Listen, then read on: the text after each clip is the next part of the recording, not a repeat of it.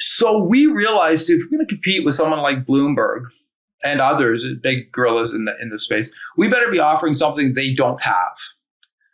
And this is when we landed on this idea of alternative data. And this is a term used kind of well understood today in the financial market, but alternative data is data that is relevant to a professional investor, but doesn't come from the financial domain in the first place.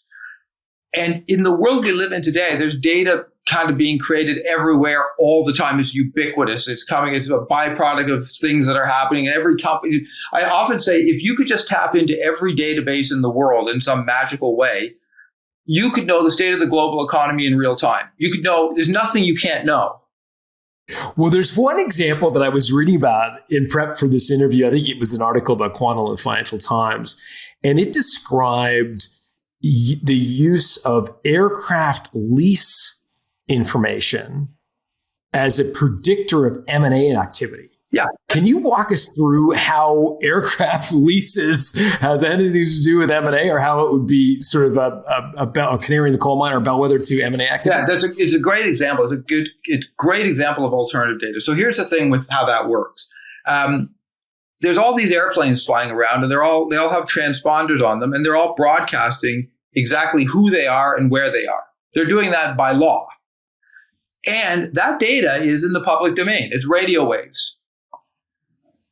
So that data is being picked up by transmitters all over the world.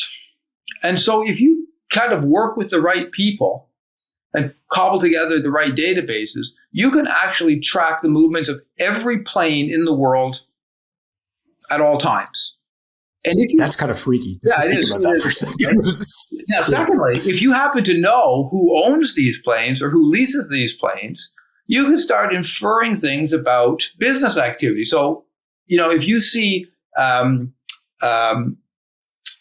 plane going from a small city that happens to be the headquarters of a big company, and it's going to another small city that happens to be a headquarters of a big company that competes with that company, right? You can start saying, oh, these guys are having some pretty high level discussions about something, right? That's so cool. And would you know that it's a private jet versus like a United flight? Would you know that? So the thing is, that's crazy. So it's pretty neat. It's noisy. It's never definitive, right? Because you don't know who's on the plane. You don't know if the CEO is flying over, or you don't know.